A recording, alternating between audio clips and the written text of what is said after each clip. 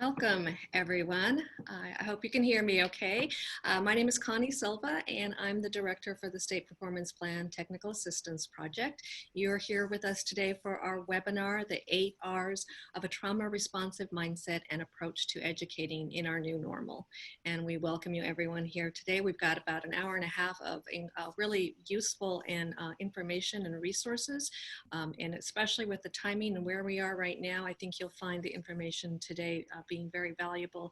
We welcome you and glad that you've taken the time today to join us. We are expecting a lot of folks, so you'll see them rolling in. I'm going to give you just a few pieces of information about today before we get started and I introduce our guests. And as a reminder, this webinar is brought to you by the California Department of Education, which funds our project. And I know we've already had people asking about whether or not it's going to be recorded. And yes, we will record and archive this webinar as we do with all of them. So, don't worry about if you miss something and want to catch it later. You don't have to worry too much about all of your notes. You can come back to it at a later point. So with that, let me just tell you a little bit about what we're doing. The audio for today, you can listen either through your phone or through the computer, so either one of those will work just fine. You are muted and your cameras are off, and that's the way you will be during the session. But again, right now we're hoping that you would take a moment to write in chat and let us know that you're here. If you want to say hello to your colleagues, you can put your name and what agency you're with in chat. That would be great. And as a reminder, though, in order for everyone to see what you write, you need to move the little what is it, little panel or whatever what it is on top of the chat box where you can list who you're writing to, and you'll want to switch it so it says all panelists and attendees, and then that way everyone can see your comments. And that will be true during the session. We'll ask you occasionally to, if you want to post questions or if you want to put in a comment, and our presenters as well may ask you to write something in chat. When you do that, please make sure to change your link so that it sends it to all panelists and attendees. And then also during the session, you may be asked to respond to a poll. So, you'll get the instructions, so no worries about that. But we do want to give you some opportunities to interact during this session. So you'll see that. And as I said, reminder, we are recording right now, so everything will be archived for us and for you later. So again, thank you very much for joining us. I'm going to take just a moment before our two guest speakers begin. I want to introduce both of them. So let me give you, you see all of the folks coming in. That's wonderful. And please don't stop. You go ahead and tell us who you are. But let me take a moment to introduce both Dr. Shawn Nealy-Oparah and Tovi Scruggs-Hussein, okay? So Tovi Scruggs-Hussein is a visionary author, coach, and award-winning urban educator with over 25 years of leadership, meditation, and transformation experience. She was a high school principal for 17 years and also co-founded her own fully accredited private school, grades 6 through 12, for Black children, which served to be a safe haven for 8 years. Toby wrote a book for families of color called Be a Parent Champion, so that we could have better schools and family engagement in order to serve our children more effectively from a place of love. Toby serves as an expert leader in emotionally intelligent leadership development so that the culture and climate of our schools and organizations is transformed to improve outcomes. She's on a mission to heal our leaders and schools through adult social emotional learning, emotional intelligence via mindfulness, racial healing, and trauma-informed resilience. Toby has been a certified coach since 2012 and has personally trained by Brené Brown as a certified Dare to Lead facilitator. Toby is also a founding adjunct professor of trauma-informed leadership at Mills College and is a national president for Coalition for Schools Educating Mindfully. And Toby cultivates conscious, connected, and courageous leaders worldwide. We're very fortunate to have her with us today. Welcome, Toby. And then Dr. Shawn Nealy-Oparah. She's an innovative trauma-informed educator with 20 years of experience as a teacher, school leader, and a school transformation equity coach. She's an experienced leader in trauma-informed research, schools, popular education pedagogy, and has knowledge and training in the area of generative somatics. Using both a trauma-informed and equity lens, Shawn supports schools to develop a practice that will improve school culture, leadership, and teaching practices, and student achievement.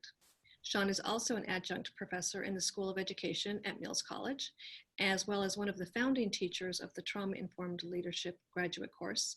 And Shawn is passionate about teaching educators and facilitating workshops in trauma-informed leadership practice, equity, and social emotional intelligence. So with that, I'm going to go ahead and pass it to the both of you, and welcome and thank you very much for today.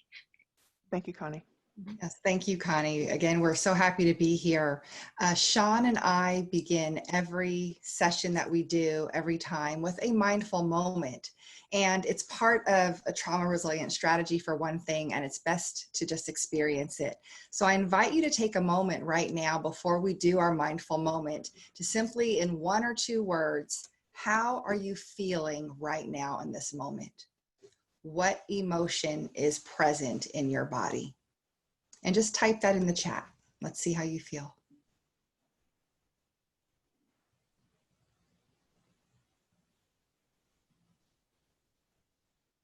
All right, I'm seeing tired, overwhelmed, eager, calm, hopeful, engaged, stressed out. Don't apologize for being stressed out. We are in a pandemic right now and a lot of civil unrest. Overwhelmed, rested. Some people are feeling good, scattered, stretched, hungry. There's lots going on. So we're all feeling in lots of ways.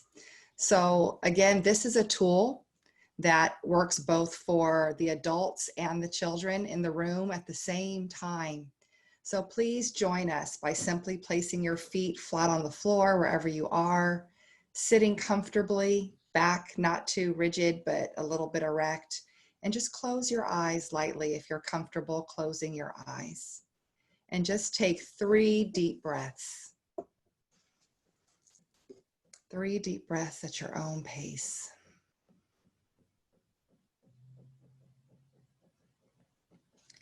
And just allow yourself to breathe in a rhythm that feels good to you.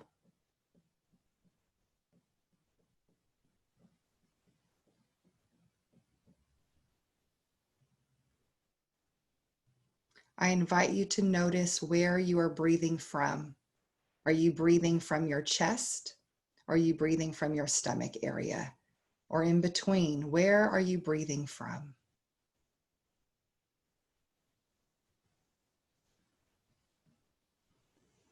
If you're not breathing from your stomach, I invite you to bring your breathing down into your stomach and intentionally breathe in a rhythmic fashion from your stomach area.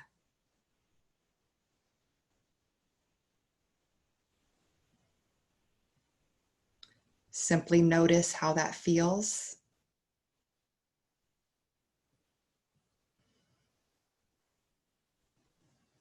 And for the duration of our workshop today, I just invite you to be as conscious as you can to being present and breathing in a healthful fashion, in a rhythm that feels good for you.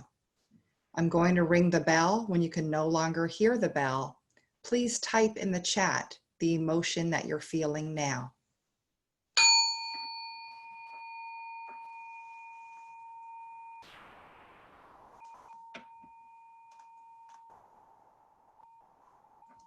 Centered, more present, calmer, focused, relaxed, quiet, settled, some relief, calm, alert, at peace. So we only sat for about 1.5 minutes. It's a very powerful practice. And again, it's a way to soothe both the educators and the children in the same space at the same time. Mutual self-care. Turn it over to Shawn. Thank you all for participating. Thank you, Toby. So Toby got us ready for our brains to really engage in this overview around trauma-informed leadership in schools. So some of our objectives for today: an overview of just the importance of reflective inside-outside work when we are talking about trauma, understand trauma-informed pedagogy, and especially the language as it relates to students' behavior, so we really get a clear understanding of what's happening with this student. And then understand the nuance between, is this a trauma reaction versus a survival response versus defined behavior? So really getting a clear understanding and the differences in understanding those. And definitely you're going to walk away with some strategies to rebuild your school and classroom culture in the context of trauma, and also during this time of the pandemic as well.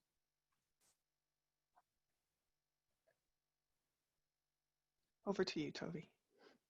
Thank you. I muted by accident. What does it really mean to be trauma responsive? It's about giving the entire school community the emotional and academic professional supports they need to promote healing while setting high expectations to bring their whole selves to school and realizing the academic and professional achievement. This is a both and, academic and professional, because to be trauma responsive is about the adults as much as it is the children. And it also doesn't mean that we lessen our expectations in an academic way at all.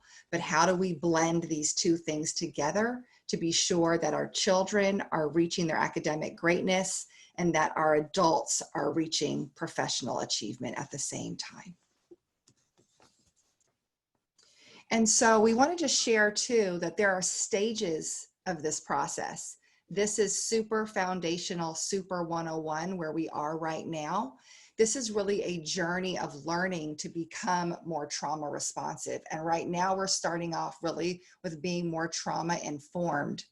And so as you can just see here, we're starting with this inside out work. We're growing our knowledge and awareness. We're bringing in the equity lens. And then it moves on into deepening on your own journey. How are you integrating this work into your school setting? How are you integrating this work into the entire system? And then from there, how are we even moving forward into bringing this into the community of our stakeholders? And how are students taking more ownership around this? And are you customizing programs? So this is really an approach and an ideology. It is not a curriculum. That's what you really need to walk away from this with. So a quick poll. What stage are you in? Are you in stage A, B, or C? And then at what stage is your school in? Is your school at A, B, or C? So please just take a moment to participate. Where might you be in this?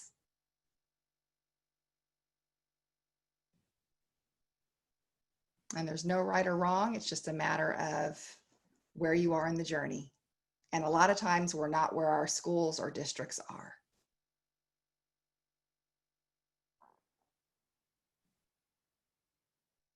Just a few more seconds while more folks jump in. They're about 50% of you have voted, and we'll give you another moment or two.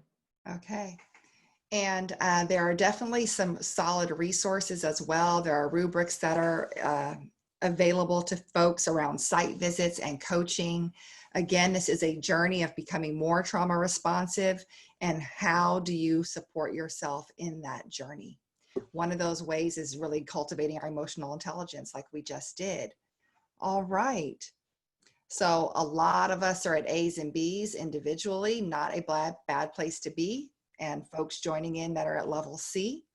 And yes, that makes sense. Number 2 is generally a lot of A. Systemically, we have not caught up as a system to be as trauma responsive as we need to be.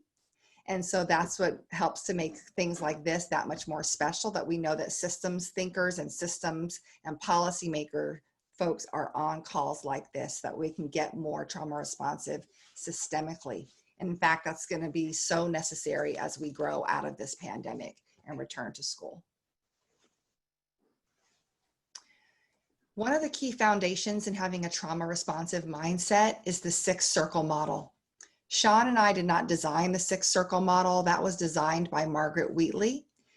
National Equity Project has built on the model, and then Shawn and I built on the model from there. When you hear us refer to above and below the green line, we're referring to this 6 circle model. Part of being trauma responsive is how relational are we being?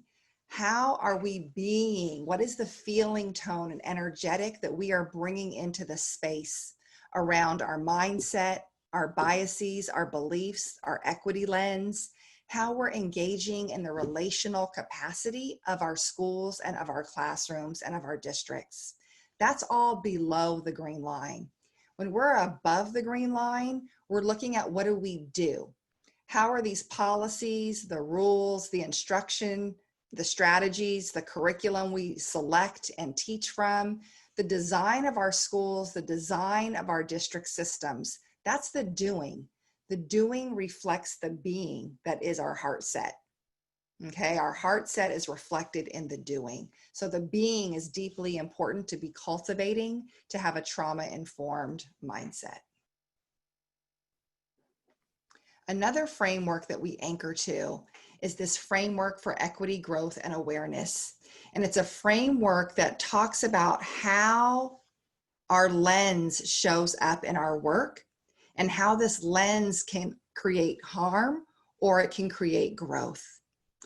And so a short story that I have for you around this is that when I started teaching at just 22 years old, there I was, fresh, bright, out of Cal, out of Mills, ready to go in and be a teacher.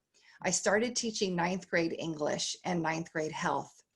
And I remember the moment when I looked around my classroom of students at San Lorenzo High School, and my student body was very diverse. There were a lot of Black and brown children, a lot of white children, and a few Asian students.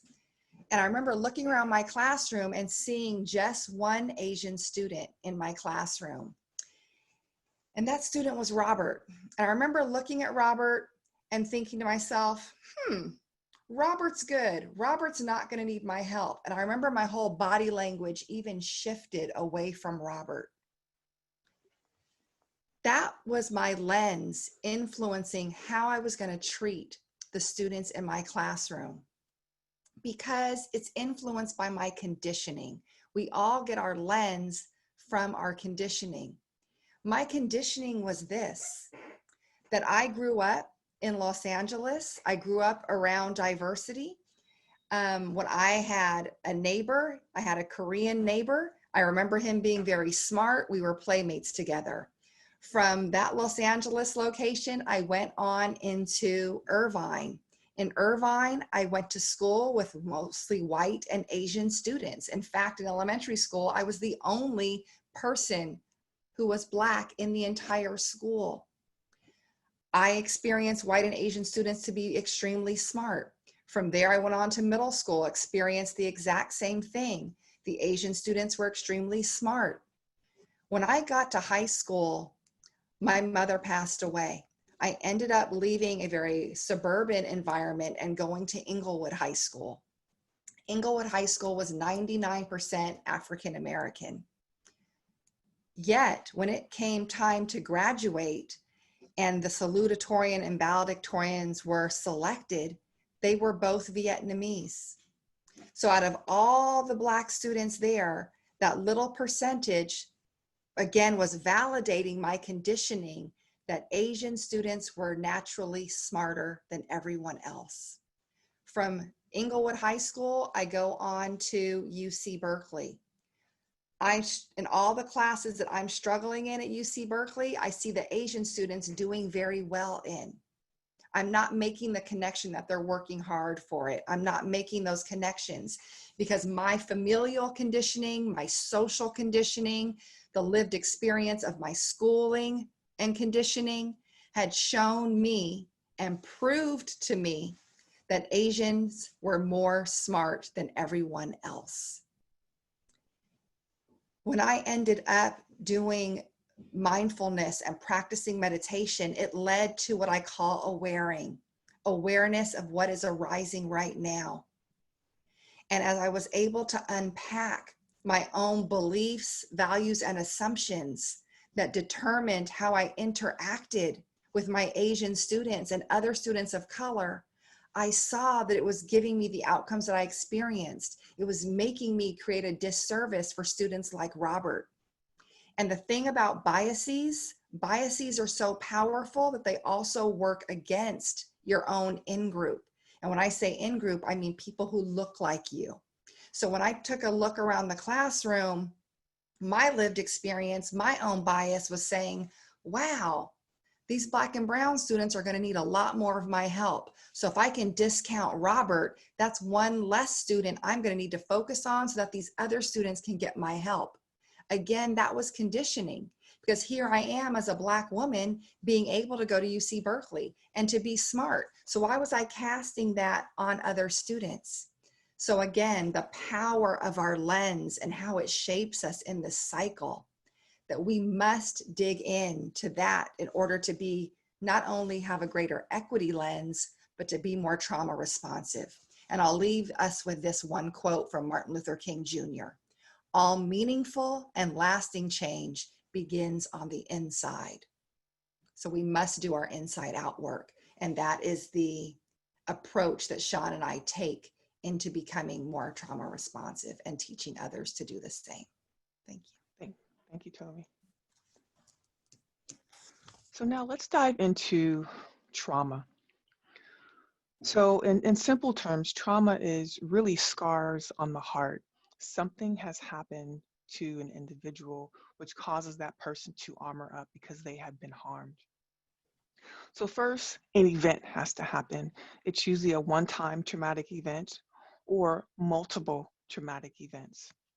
And then we add the experience. And what I mean by experience, we're looking at the developmental age of the person, what culture they're coming from, how they're understanding trauma.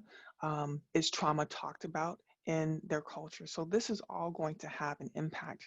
And what I want you to notice is that when you see the words event and experience, that is not the trauma. The trauma is the effect. What happens after the person experiences trauma? Because trauma has the capability of rewiring our brains and really shaping our worldview and our lens, especially if we have a lot of scars around our heart and we don't take the time to do our inside-outside work and heal. So trauma changes us mentally, physically, spiritually, in all sorts of ways. And so we carry that. And so if we're not really understanding what's happening on the inside out, we carry our trauma with us into our parenting, into our intimate relationships, and into our work settings. So when Toby talks about that inside outside work, it's not just about the biases that we have to work on. It's also whatever trauma that we've experienced. So that trauma does not lead us into whatever interaction or space that we go into. We're actually leading it, but having an awareness of what's arising. And so trauma impacts our brain, as Shawn just said. And to keep this very simple, there are 3 brain states that are critical to learning. And the brain can only learn when regulated and when calm. So how do we get our students and ourselves to this place of regulation and calm? The first is the survival state, then the emotional state, then the executive state. And so the survival state is all about the amygdala. We hear about the amygdala hijack. We hear about, flipping our lid. The amygdala is that space that's triggered, good or bad, but how are we feeling safe? How are we keeping our emotions balanced so that we feel safe? Then we move into the brain in the center area where the insula lives. And the insula is all about connection. Believe it or not, the heartfeltness that we feel when we feel connected to the heart, that comes from the insula. There's a connection there. I feel cared for. And then there's the engaged brain, that prefrontal cortex where executive function is happening, that says, I am ready to learn. I can problem solve. So when we are setting up students for learning, when we're setting up ourselves to do our best work, we want to be in a space of going from survival to emotional to executive. I feel safe, I feel connected, and I am ready to learn. Thank you. And I just want to add, when it comes to understanding the neuroscience and connection with trauma, as you look at the visual, the green part represents the prefrontal cortex, and that's where learning happens. And I wanted you all to understand is that this is the last part of the brain to develop around the age of 25, and our brain grows from the bottom up. So when a student goes into survival state, they have no connection to the green part of their brain. And so we have to realize and recognize, how do we calm down ourselves and that student? That's something that we'll get into when we start talking about strategies, but I just want to share that piece of information with you. So when you become trauma informed, you have this paradigm shift and you start to release the question when we start talking about children of what's wrong with you. That's a deficit mindset. As something bad has happened. Yes, something bad has happened to this kid, but this is not a bad kid. The experiences were bad. And so that's impacted their behavior. And children don't have the language and tools to articulate what's happening with their bodies. But we as adults, when we become trauma informed, again, we move away from what's wrong with you to what happened to you. So throughout our time together, I want you to intentionally consider these three big questions: from what's wrong with you to what happened to you, and what do you need to succeed? How do we set our students up for success who've been exposed to trauma? So now I want you to stop and reflect. I want you to think about a student who is struggling, that you have a relationship with, or have a hard time struggling with a relationship with this student, who struggles with behavior and academics. Hold that student for the remainder of our time together and recognize that those students who have that struggling behavior, those are the children who need us and lean on us the most. And they also push all of our triggers. And it's up to us as adults to recognize that, but also still be present with that child. So take about 20 seconds to think about who is this student that you're going to hold for the remainder of our time together.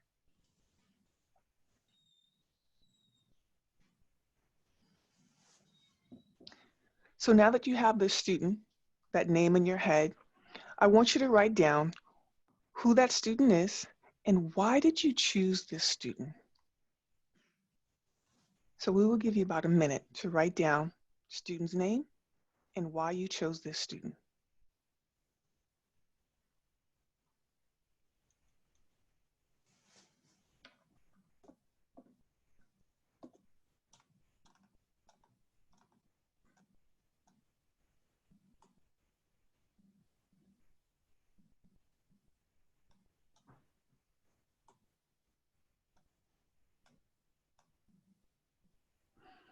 Take about 30 more seconds.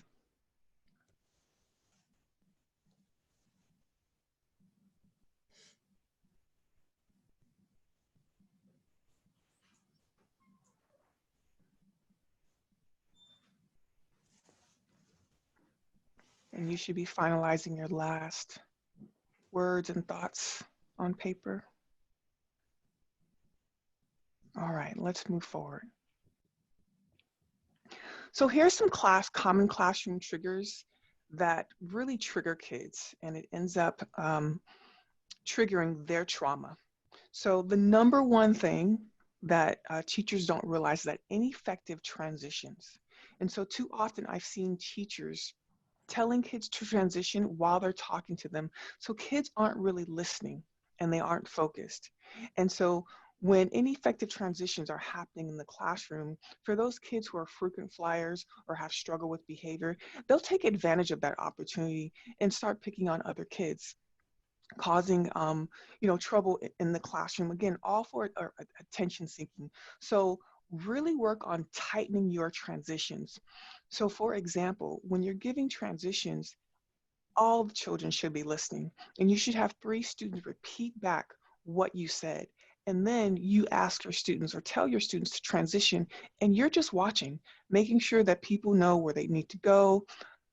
There's time to ask questions, and you're just watching. It just sets your kids up for success.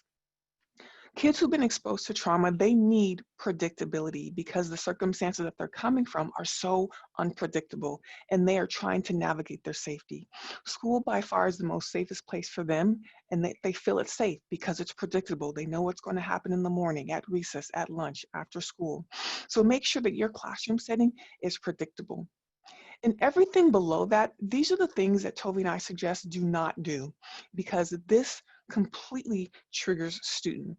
So all the sensory overload, if your classroom is cluttered, figure out how to, clean it up, make it tidier, make it the the lighting more pleasant. Things are not cluttered or overcrowded in certain spaces or in corners.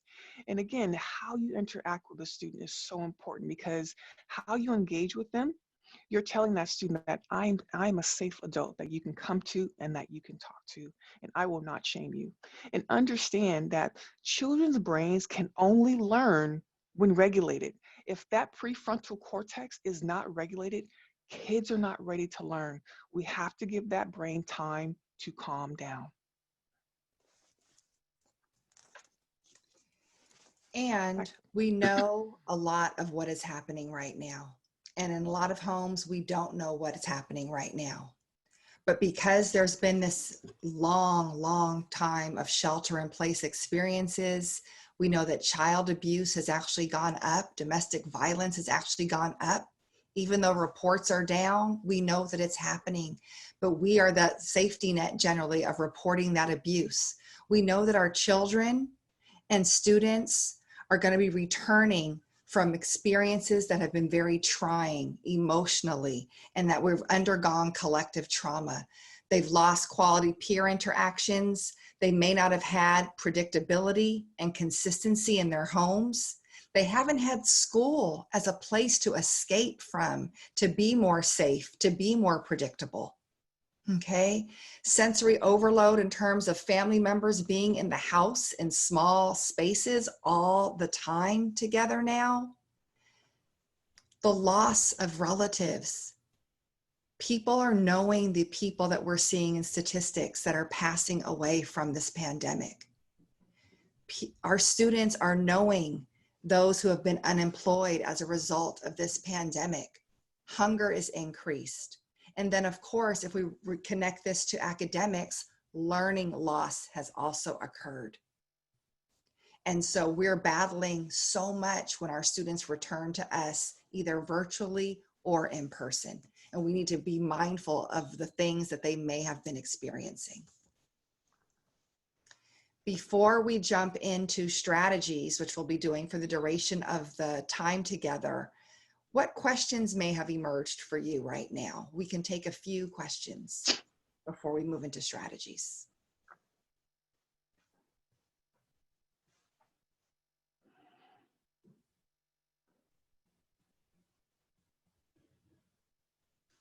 While we're waiting for questions, I just want to name that I share that story about my bias, and I share that story about the things we bring into the classroom, because I want people to know that it's okay that we have these biases. What's not okay is when we don't work on these biases. And so it's critical that we identify our biases and we work on them so that we can release the shame around them and that we can better serve all of our students. Okay, so that story is hard for me to tell, but I really tell it in service of others. No questions are coming into chat, so we're going, okay, we got one. How can we support families to establish predictability and structure while distance learning? One of the things that you can do is that you can hold a session to talk with families about trauma, to talk with families about the importance of predictability and consistency as best we can. We have to be really careful in those types of conversations though, because right now people are even more on edge. And we are all maintaining and doing the best that we can. So we really have to come at the conversation from a place of compassion and support versus please do it like this. Okay, we'll take one more. How can we be sure to not let trauma keep us from moving students forward? It's not an excuse, it's just a factor. And that's what someone basically said. Trauma is not a reason to not hold high expectations for our students. Trauma is the reason to set up trauma-informed classrooms and schools. Trauma is the reason that we do things differently. And we're going to talk more about that, but it is not about lowering expectations. That will be of a disservice. That will not be empowering. Shawn, do you want to take one question if you can see the chat? Let me see. I don't think I can. Okay, here's one for you, and then we can move on. How do you help point out successful ways to transition when you're working with someone who doesn't recognize that their transition is chaotic? So how can a colleague tell another colleague about their transitions when they're not good transitions? I think it's really about observing a teacher who has really strong transitions in their classroom and to see how that teacher is setting students up for success. If you don't have anyone in your school setting, I think the best thing to do is have yourself record yourself, have a peer record yourself, see your transitions and see where you need to improve and see how it doesn't set kids up for success and see where your time is being spent. So if you are talking while kids are transitioning, what are they doing? Do they really hear you? And then when they get to the next station, wherever they need to be, did they understand the instructions? And so either from a peer observing you or from you watching your own recording, that will inform you on where you need to step up your practice a lot more. All right, are we ready to move on, Toby? Yes. Okay. All right. So moving into strategies, I want to introduce you to this ancient Zulu word from South Africa, and it's pronounced Sawubona. And in South Africa, when someone sees an individual that they know, or just see an individual and they greet them, they say Sawubona. And Sawubona literally means hello. But Sawubona goes deeper than that in this Zulu language.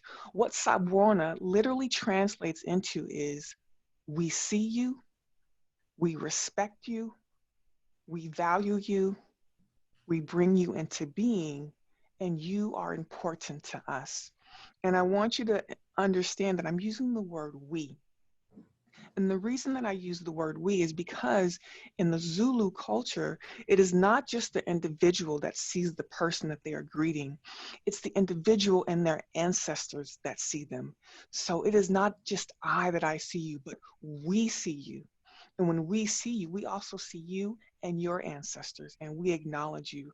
This is the feeling tone that students want to experience, regardless if they've been impacted by trauma or not. So when you think about your school or your classroom setting, does it have the Sawubona feeling tone?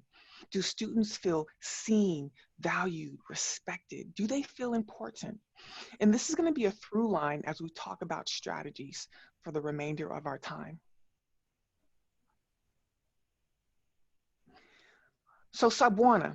So in terms of applying this, again, as I said, the feeling tone, physically or virtually, what does that feel like for students? And most importantly, does the space make students feel safe and understand that safety eclipses academics? Safety is extremely important to students, especially those students who've been exposed to trauma. The most important thing they want to know is, am I safe? Do I feel safe? And is this a trusting environment where I can just be myself and I don't have to try to navigate my safety because I know the adults are going to keep me safe? And second is the relationships. How much time are you investing in getting to know your students? Because students do not care how much you know, they care how much you care about them. That's what's important to them. And then they will start to perform for you because they recognize this teacher sees me, validates me, respects me, and I'm important to them. And this whole framework that we're offering is anchored into what we call the 8 R's of being trauma responsive. We're going to unpack this whole chart for the remainder of our time together. But what I want you to really be clear about is that on the left side is how we, the adults, respond. That's what the left side is about. It's about changing adult behavior. That's why this kind of flips us intuitively. We're so used to focusing on the student only, but in being trauma responsive, the adult behavior is what shifts first. Okay, so how do we as the adults respond? And the right side is what we teach. And when we're teaching about the 4 R's, we are modeling for students safety. We're modeling for students regulation. We're modeling for students how to be academic in a way that is trauma responsive without even having to use that type of language. Okay, so how we respond and then what we teach and model. So first thing we're going to unpack is realize and recognize. So as I said a few minutes ago, always establish safety. And understanding the child, it's that paradigm shift, moving away from the deficit lens of what's wrong with you to what happened to you. So really understanding there's a history behind this student's behavior, and we don't have to know all the details around their trauma, but we have to recognize that, oh, this is traumatic behavior that we're seeing. And most importantly is paying attention to classroom environment. Is it safe? Does it feel safe? Does your classroom make students feel safe? And again, is it creating a trusting environment where kids can just walk in, drop their armor, and just be themselves? Next, I want to introduce you to the Felt Safety Framework, and it's TBRI, which stands for Trust-Based Relational Intervention. And this was developed by Dr. Karen Purvis. And again, this is about developing and investing relationships with students.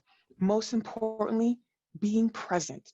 So when kids in your classroom, when they're working individual or working with small groups, just being present, walking around, just listening to what they're saying, noticing what they're doing. And then also reflecting back when they're done with that particular task, reflecting back what you saw. And then also validating their knowledge, their experience of what they're sharing in the classroom, because kids are also bringing their own knowledge to the classroom. It's not just about us downloading information into them. And I want to give you a different example is that how this felt safety framework is also useful when a child gets into trouble. Again, being present, really paying attention to your body tone. What is your physical demeanor saying to this kid? You know, are you tense? Are you upset? Are you present? And then deeply listening. One thing kids will say about adults is that they do not listen. Kids want us to listen to them without being interrupted. So what I always used to do is I always had a journal. So anytime a child was talking to me when I was a leader in the school, I would take notes. And then when it was my turn to talk, I would reflect back to them. So this is what I heard you say, to make sure that I heard it correctly. And then validate their experience. But when we validate what they did and what happened to them, we have to separate the behavior from the personality. So that's really clear so that we don't place labels on that student.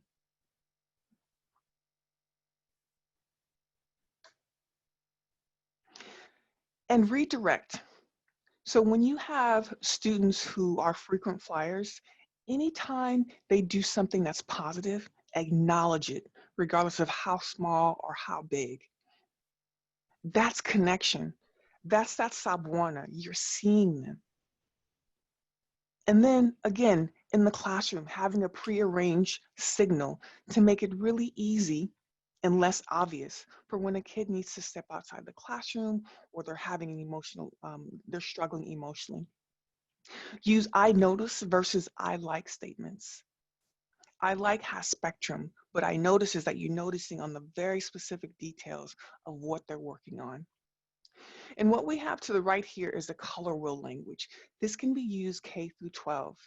And again, when a child's brain is under stress or triggered, there's no reasoning. And they don't have a language, they don't have a lot of space to grasp language to articulate what's going on with them. So the best thing for them to do is they can say, I'm in the red zone or stress zone.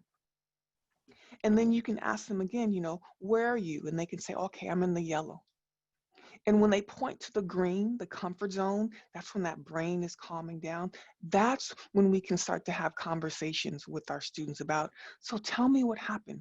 What was going on? And also talk about consequences. But we should never start to talk to kids about their behavior when they are triggered. That's the resource. So again, this is something that can be used for staff and students. This is just a different example in terms of types of stress. You can see the website to the left if you're interested in having this resource in your classroom. Again, you have the colors, green, yellow, red, same concept. And then the instructions below tell you how to use this color wheel.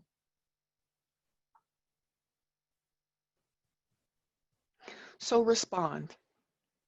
How we respond to students is extremely important because students are always paying attention to how we interact, engage, and respond to them, especially when they are triggered.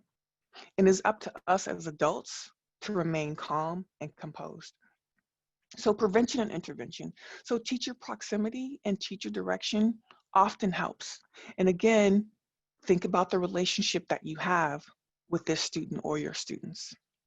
And if the problem becomes too overwhelming for the student, it's always supportive to remove them from the problem or modify the context for them if they're struggling. And what I think is also quite beautiful is that we allow our students to make mistakes, see us make mistakes, recognize our own human fails, is that we are not perfect. We make mistakes just like they do. Because we want our students to see us beyond, I'm not just your teacher, but I'm also other identities that also makes mistakes. And then that structure and consistency. So when that brain is calm, we're not looking at punishment, we're looking at consequences. And it's so helpful to engage the student in the conversation about what do you think would be a consequence for your behavior? And often they come up with some great ideas because then there's accountability there. And it's not just this power over the student, but it's power with really talking it out, what consequences should happen, talking it through. And again, structuring that choice, you're providing them choice, but without threat. For those kids who are frequent flyers, they get threatened all the time. I'm going to send you to the office. I'm going to call your mom. And their response is, so go ahead and do it, because they're so used to it. But when we take time and be present and engage with them differently, we'll get a different response. And it doesn't happen overnight. It takes time because kids need to see, can I really trust this adult? Because so many adults in their lives have not been there for them. And really being clear about setting limits on unacceptable behavior. Kids who've been exposed to trauma need structure, they need predictability, they need to be front-loaded. So in terms of de-escalation, our goal is to de-escalate, not continue to trigger a student. And what's most important is that when kids are triggered, we have to remain composed. Our composure is essential because us being composed is telling that student, even while they're triggered, is that I'm still here for you. I'm still that trusting, safe adult that you can depend on. So when kids are triggered, please do not engage in this acronym that's called TACOs: threaten, argue, challenge, order, or shame. And too often, I've seen battles where the shame and disrespect comes in because the adult is triggered, they feel disrespected, and so the go-to is to shame and disrespect the child. Automatically, you're giving a signal and a message to that child is that I cannot trust you and you are not safe. We have to remain composed. Understand that kids are constantly changing and evolving. Their brains are constantly developing, and how trauma impacts the neuroscience of their biology is so overwhelming. And so their only go-to is to respond in such a way that is extreme. But we as adults, we have the capability to remain composed. So instead, we want to do calm, that connection, that sabuana. Even though you're upset and triggered, I'm still here, I see you. Assessing those signs of distress. Lovingly redirect, that's that warm demander, which we'll talk about in a few moments.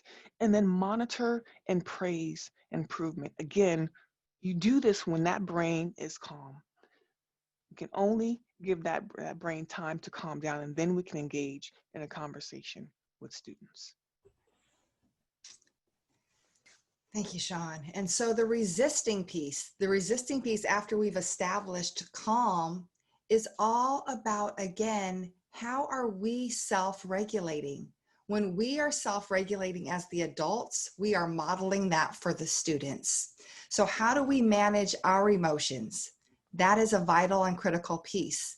The other is we have to be aware of what our triggers are. I saw earlier in the chat, someone said, oh, I picked the student because they always trigger me. So you know that you're going to be triggered by that student. So how have you been practicing managing your response? How have you been managing what your own regulation looks like? So again, we're adjusting adult behaviors and interactions, and we do it by using what I call the sacred pause. Next slide. The sacred pause is how we explicitly go from compulsion to choice, both in emotional self-regulation and in our biases. So it's practicing SBNRR. Stop, breathe, notice, reflect, and respond. That is the sacred pause. So if you're using that for your emotions when you get triggered, that's when you just take that deep breath and be like, okay, how am I going to practice calm? How am I going to lovingly redirect? How am I going to monitor this? How am I going to assess? All right. How am I practicing calm? How this works on our biases is, ooh, I'm about to act on my bias because I'm aware that it exists. Let me pause. Let me pause and remind myself that this is just a bias that I'm holding and I can respond differently. The thing is that you have to practice what your response is. So this process of SBNRR can happen in seconds, it can happen in hours, it can happen in months. But it's all about using the process so that we're more skillful in going from compulsion to choice. So this work that we do in education is relational, completely. And it's all about the power of connection. And most importantly, this is below the green line, going back to, as we introduce you to the 6-circle model. The most important thing we can do with our students is build positive relationships first. That is the most important thing. Again, they don't care how much we know. They want to know how much we care. So those small connections throughout the day are critical. Creating community in the class via ritual, and then classroom norms co-created by students. So again, our superpower as educators is the power of connection. So again, investing time to connect and getting to know our students. And then here's a writing exercise I want to introduce you to. Kylie Swartz, you can find this on a TED Talk. And this was a game changer for her in her classroom, elementary teacher. And she just engaged her students in this activity, and she had them write down what I wish my teacher knew about me. And when she engaged her students in this activity, this was Sabwana. She validated their experience, she saw them, and they were able to peel off and let go of some of the stressors that they were holding on to, because that they knew that their teacher, who was safe and trusting, was willing to listen.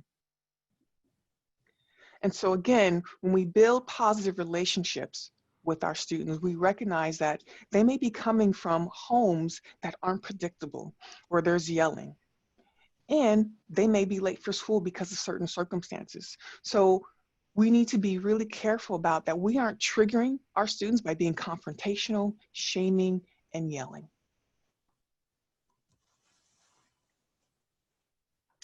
The other piece is around being a caring adult. And we all care about our students, but there's something around being a skillful caring adult. So Shawn and I emphasize that. Are you having skillful caring? How are you being relational? How are you being reliable? How are you setting high expectations? That's the skillfulness that's needed from our teachers. Not someone who's like, oh, I pity you, oh, pobrecito. No, we don't want that. We don't want our students to be pitied. We want them to be cared for so that they can be empowered. So how are you using your own story? All of us have stories of resilience, of how we've made it through divorce, of how we've made it through hunger, of how we've made it through poverty. We all have a way that we can connect with our children that we are serving. So use your own story to create that resilience in them. The other is being a warm demander. And I'm sharing Zoretta's book here because she talks about the power of being a warm demander in her book as well. The language that we use and the tone that we use is so critical in how we're being that skillful, caring adult. And we're about to do that on the next slide. The other is, again, being balanced. Using meditation and mindfulness programs, both for yourself and with your students. Absolutely critical. It governs the regulational skills that are necessary. So when we talk about being a warm demander, we have to bring in the piece around culture and race just a bit. Most of our teachers are not teachers of color. Most of our children are children of color. By nature, there's a bit of a cultural disconnect that is shown and reflected in the cultural speech styles that our children bring with them to school and that teachers bring with them to work at school, and also the school leaders. White people tend to speak in language that is euphemistic, that is more vague and more general. There is nothing wrong with that. This is not a criticism. The difference there that creates a challenge is that students of color, we are raised with very direct and very dynamic language that is focused. And so when we are in a classroom setting and there may be a white teacher speaking and the teacher says to this child, you know, I'd really like for you to take that out right now. I'd really not like for you to put that away right now. It would be really nice if you could do this. In there is the piece around there being a choice. A student is hearing that there's an option in there because it's vague, it's open-ended, and it's really a request. It's simply a request. On the warm demander side, there's that directness. Please take that out right now. Please put that away right now. Now it's time to do this. Okay, you're bringing an empowerment piece to that. You're bringing a directness to that that allows the student to respond in a way that lets you get what you want to have happen. You want the result of the student listening to you. So you want to speak in a way that affirms that. Students of color are not seeing that and viewing that as disrespectful if your tone is a warm demander. When they know that you care, they're going to do what you ask them to do.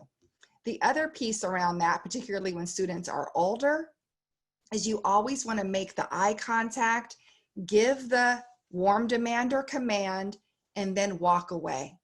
If you stay in the presence of the student, again, that power over piece to try to watch them conform to what you've just asked them to do, you have now started a power struggle and you've drawn attention from the entire classroom to watch how this is going to play out.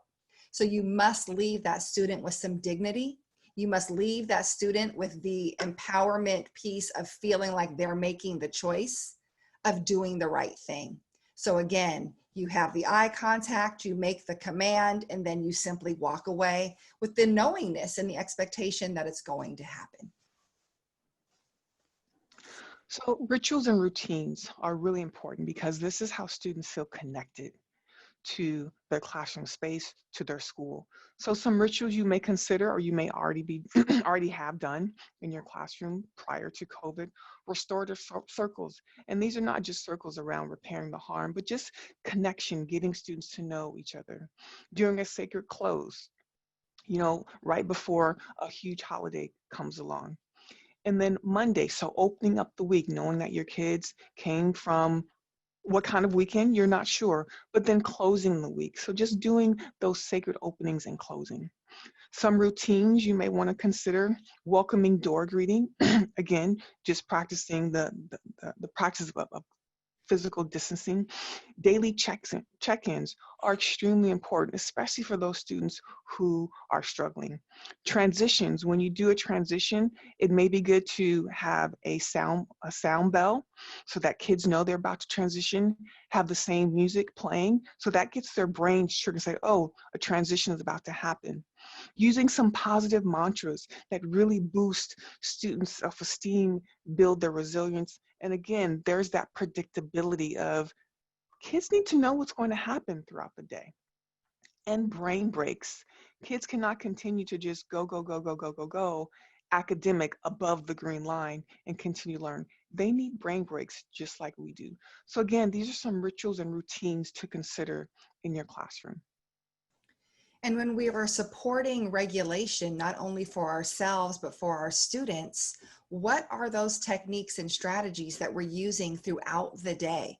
When we talk about the flow of the day and we talk about holding the whole container of either the school day or the classroom day, the class session day, it's important that we have these techniques scheduled in. So when are we taking a mindful moment to recalibrate and to get centered?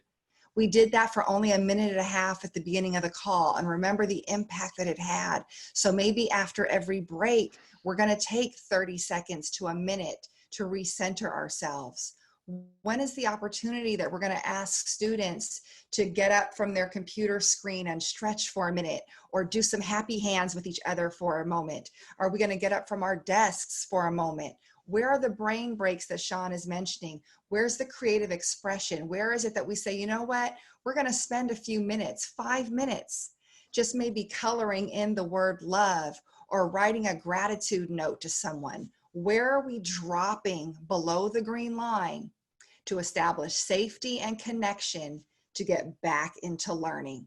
Because students will be going offline from their prefrontal cortex throughout the course of the day, because trauma is happening from home, and also there's educational trauma that exists as well. So how are we continuing to support our students to be connected? That is being trauma responsive. And then there's language stems that we can be sure to use. And I use the term language stems with us and giving us sentence stems, not that not that we're ignorant to this, but remember, we are changing our behavior. We're doing something different as the adults. And when we get triggered, the same brain thing that happens to the kids, it happens to the children, that happens to us. So if we get triggered, we're going to forget what we need to say to maintain regulation and calm. But if we learn 1 or 2 sentence stems that we can use until they become second nature to us, then we'll be prepared for that student that triggers us. We'll be prepared how to de-escalate students in a calm way. So when you look at escalated, you're seeing I'm using we, I'm using let's. Okay, I'm not pointing it out to be on the student. It's not the student's fault that they're escalated. So you want to bring it in to make it like, let's not allow something like this to get big. Let's pause for a second. You're in this with the student. You're not saying you need to calm down. Wow, you're letting this get really much bigger than what it needs to be.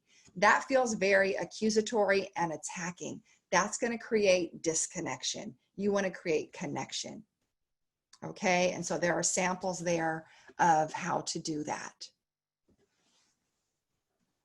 So another strategy we want to talk about is a Zen Zone, and they've been called many things: a peace corner, a calm down zone.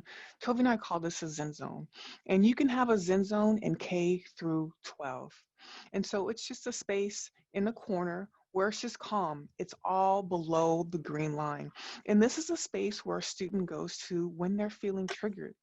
And be mindful that you have to train your students how to use this space, what this space is for, and only one person is in this space at a time. And you should always have clear instructions for students on how to use this space. And again, as you see the picture in the middle, tactile things that kids can look at, they can read, they can touch. And again, it helps calm that brain and bring them back into their prefrontal cortex. And after 5 minutes, kids have calmed down and they're ready to get back into learning. And as I said earlier, the brain can only learn when regulated. So this is a regulation space. So this is building and creating your students up for success, because it's providing them with language and a space to help them regulate their own emotions. So if you decide to have a calm down space in your room, by all means do that. For secondary, you can still have a small space in your classroom, but if you want to do something that's separate and have a separate space, here are some 3 things that we suggest. So this space should never be used as a disciplinary measure, because then you're sending mixed messages to the student. This is a space for them to calm down, to get centered, and to regulate. Make sure that there's always an adult in the space that can connect with them, welcome them into the space. And then always, as for data, track the use of the room. How's it supporting kids? Do we see that our frequent flyers are using it less because now they're building the resilience and the tools to help self-regulate themselves? And of course, there are school-wide efforts as well. How are we systemically bringing in being trauma responsive? So we're using mindfulness practices school-wide. We're using the calm down rooms if we can't have a school health or wellness center. We're using restorative practices, again, not just from a place of repair, but from a space of connection. So there are school-wide efforts that need to be aligned and happening so that the entire container of the school is being trauma responsive. Not just one teacher, not just one classroom, not just a handful sprinkling here and there. For this to really work well, it needs to be systemic. And that brings us back to welcoming our kids back, welcoming our staff back. This is modeling above and below the green line. Remember, the first week of school, the first week of class should be about connection. It should be about honoring our students. It should be about salbona, acclimating them back, finding out what is it you need to know about them. What did they experience? That doesn't have to happen in a full circle. It can happen in the letter. Okay, how are you attuning to what your students are coming back with? If you just start with the above the green line, you're going to miss all the feeling tone that the students are coming back with. So the only thing that should be happening above the green line is knowing how to do school. How is school going to run this year? How is school going to work this year? School is going to be different this year. We have got to train our students and our staff in ways of working.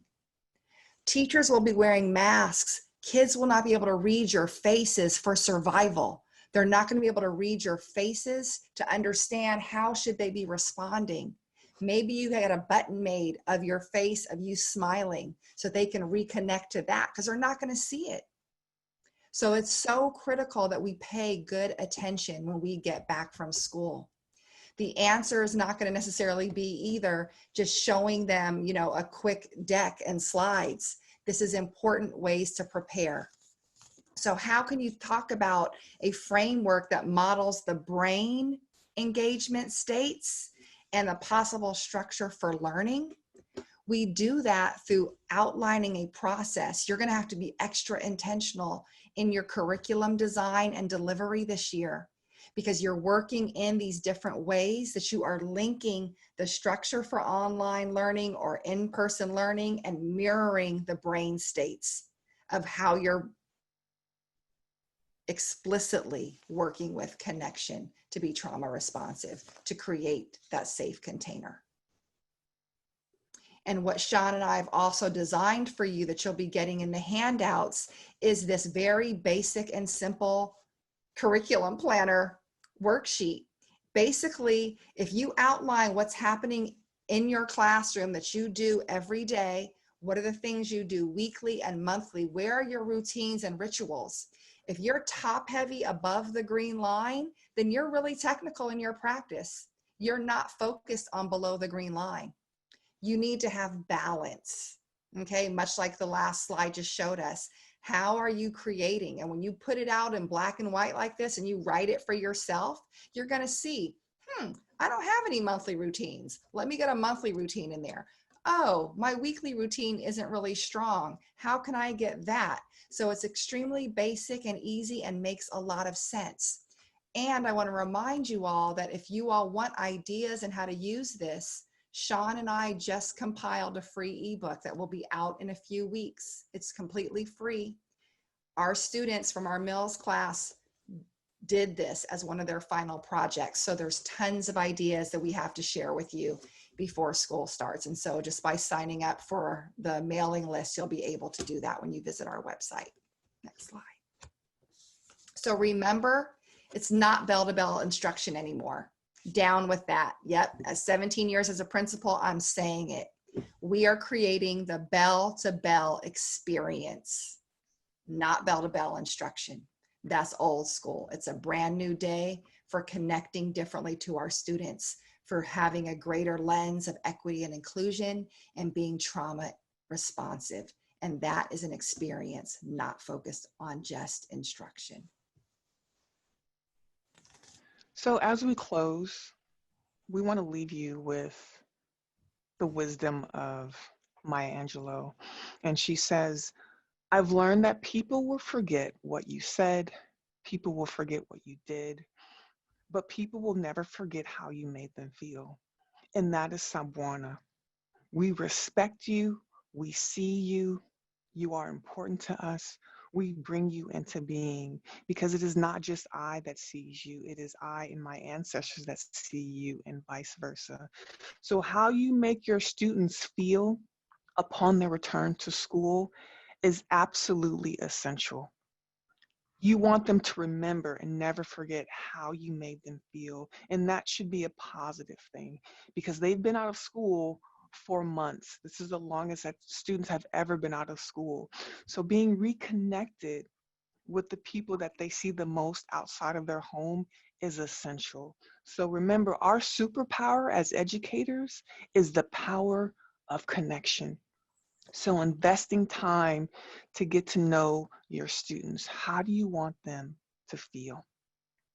So with that said, going back to that student that you chose at the top of this webinar, considering all the information that you've learned in this short amount of time, how are you thinking differently about your student and your interactions with him or her?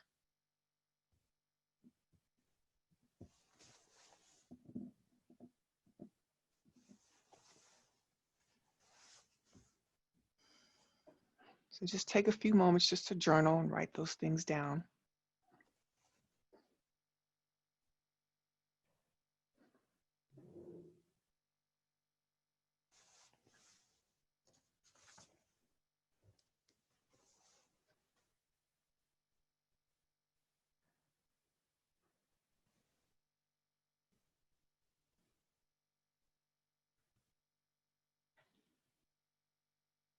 And take another 30 seconds.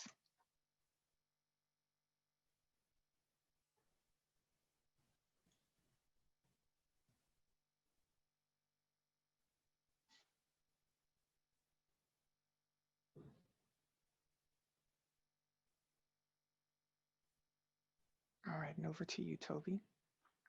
All right. Thank you all again for using your valuable time to learn from us today.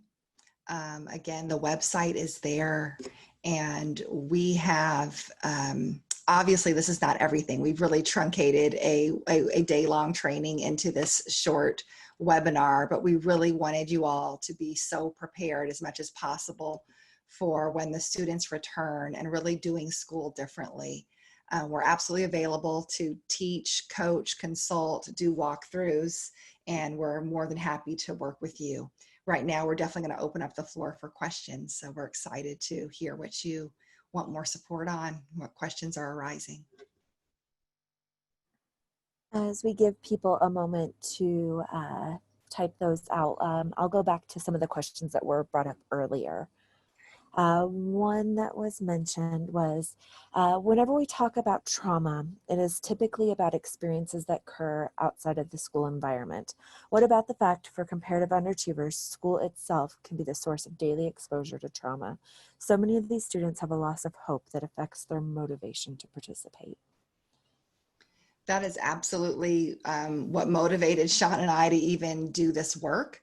Is that really, we focus on the ACEs, we hear about the ACEs in terms of people speak about trauma, but what we weren't able to talk about in this particular webinar is the deep racialized and educational trauma that our students experience.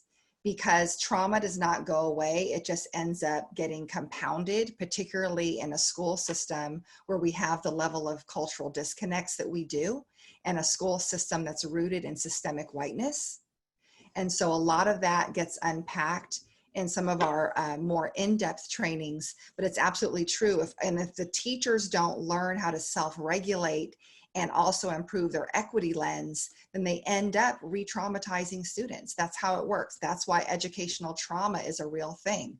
That's why racialized trauma is a real thing. And so it's imperative that we do our own inside-out work to mitigate the triggers and the re-traumatization that we're creating for our students and the kids we say we love. Great, thank you. Let's see here. And this, it kind of flows into the next question. Are the current trauma-informed practices applicable to the racial trauma experienced by students and families historically marginalized? I'm sorry, can you repeat the question one more time? Sure. Are current trauma-informed practices applicable to the racial trauma experienced by students and families historically marginalized?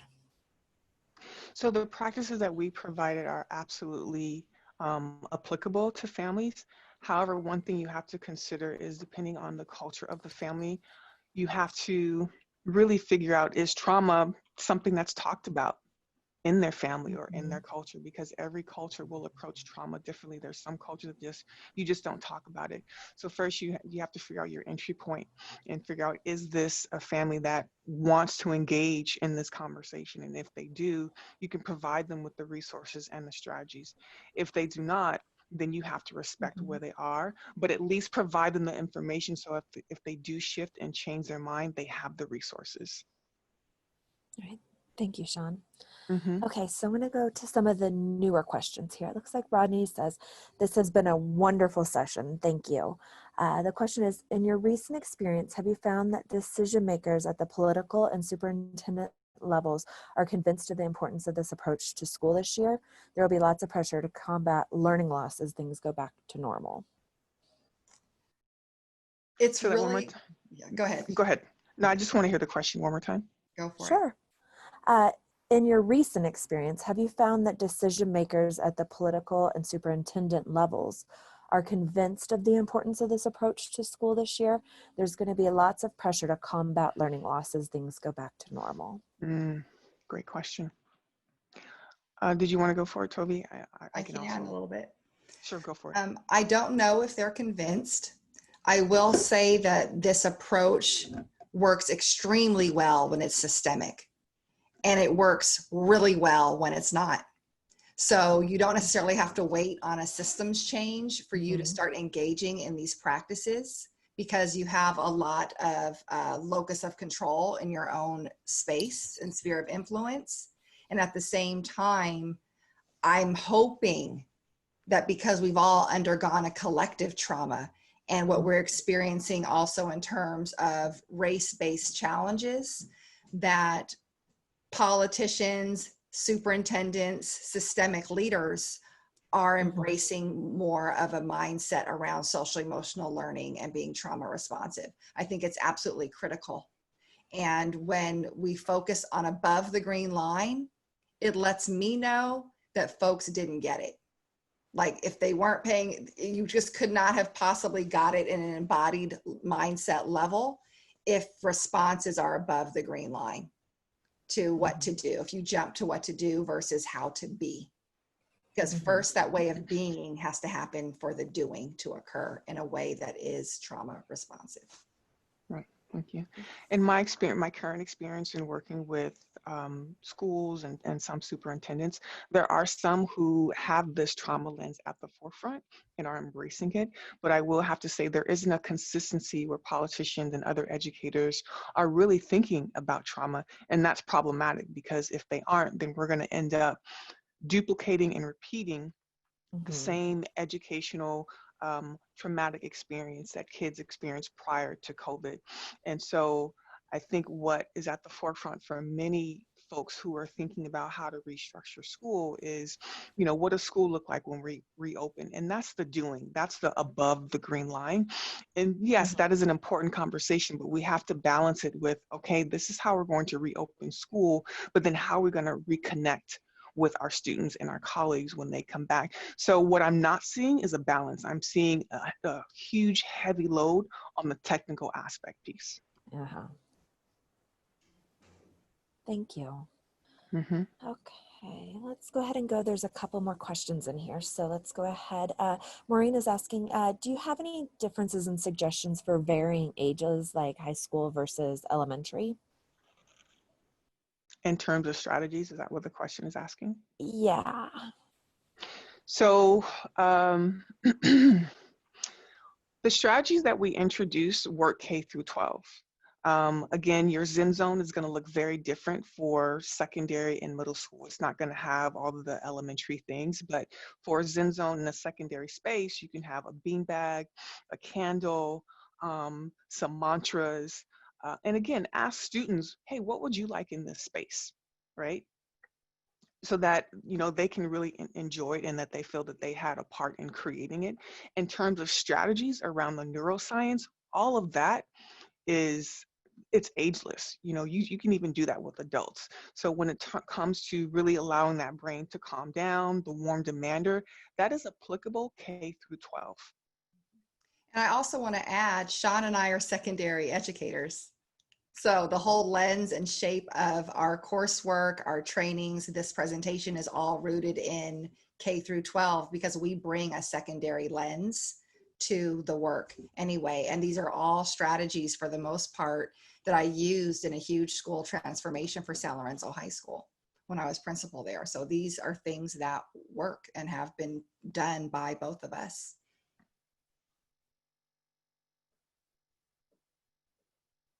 Okay, thanks. All right, let's head. I think we have a couple more questions.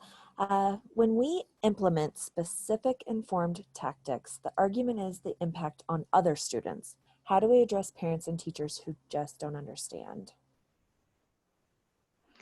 It's, I have a principal who has a very strong restorative lens, and there are parents who don't understand RJ and understand its purpose. And so they want to go straight to punishment. And so first we have to inform people. We have to inform people of the terminology around trauma, what it is and what it isn't, before we start to act and enact our action plan. And then have a space for people to come to start to ask questions so that there's clarity. And so there's less confusion about where this school is moving to, and understanding the why and the frameworks and the how and what this is going to look like. So that's the most important thing, is that people need information first. They need to understand the why. They need a space to ask those questions and to get clarity. And you're not going to have 100% buy-in, and you should never seek 100%. But if you have definitely over 50, over 75, move forward, because you've given space for parents and the community to ask questions, and continue to have spaces where the community can come in and ask questions and check upon to see how the school has improved from where it was to where it's going.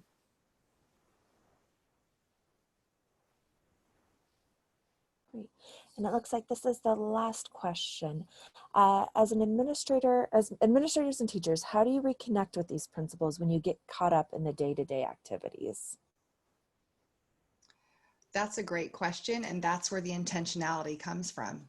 That's why you have to have a plan and build this in systemically into either your classroom practice, your school or district practice. So that way there is no caught up in the day-to-day, because this is not an add-on. This is how we do school. So the chart that we showed you with the meeting, the classroom flow and the brains, I use that to design meetings for adults. Shawn and I used that to design this webinar. That's why you entered in the way that you did. That's why we're closing in the way that we are. That's why what's happening in the middle. And so there's no getting derailed from being trauma responsive in your day-to-day when you are being intentional about how are you building connection in throughout the day. And it's not the first thing to go. When Shawn and I are short on time in a learning space, we don't hang out in the technical space. We're going to always stop whatever was very technical so that we end up closing with care and that the connection is maintained. So we don't sacrifice the above the green line for the below the green line. It's the absolute opposite, because the above the green line will not stick if the below the green line isn't there. Mm-hmm. Thank you so very much. You'll see that in the chat, there's lots of comments, lots of very thankful people and appreciating the information that you have shared today. Obviously also wanting more, because as you've said, this is just sort of the surface, what we can talk about in this short amount of time. But again, thank you for your information on the the PowerPoints that were available to you in the link, you can get Tovi and Shawn's information. Definitely connect with them, go to their website to get more. And I know we've also had folks asking about sharing the link, and absolutely, if you email Susan Stewart, and I know she put her email in chat, we can send you the link so that you can share it. We know that we will put it up on our website, but as everyone's trying to get ready for school, you may feel like you want it right now. So just let you know that we can do that individually. It will not be up on our website until we have our captioning available. So that will take a few weeks. So again, thank you, Tovi, Shawn, for your time today. And thank you everyone who attended. Really appreciate you coming to learn from us and teaching us. And everyone, we hope you enjoy the rest of your day. You'll see a quick evaluation survey that will pop up, and hope to get your comments on that as well. All right. Thanks, everybody. Thank you, Connie. Thank you. Thank you.